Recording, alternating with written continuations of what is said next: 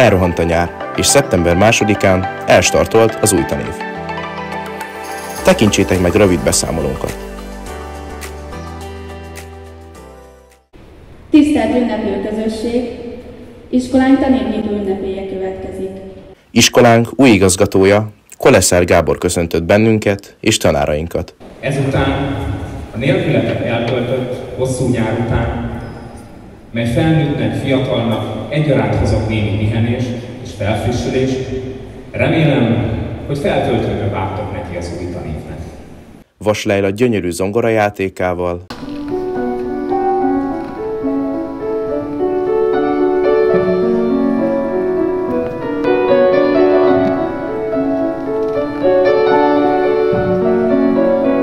míg Miroszláv Szikora egy áriával tette ünnepélyessé a hangulatot.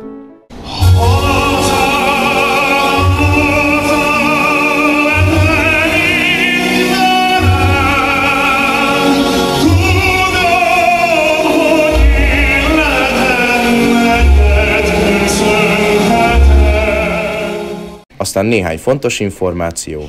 Az új tanévet csatoljuk még egy kicsit az elmúlóhoz. 2024-ben 92 diák tett sikeres érettségi vizsgát intézményünkben, és közülük majdnem 70-en folytatják tanulmányaikat az ország különböző egyetemein. Bejövő osztályainkkal együtt a tanévet 433 tanuló aktivitásával kezdjük. Mindannyiótoknak tudatosságot, jól hasznosuló energiabefektetést kívánok a tanulásban, és a világ értékeit sokszínűen megmutató hétköznapokat.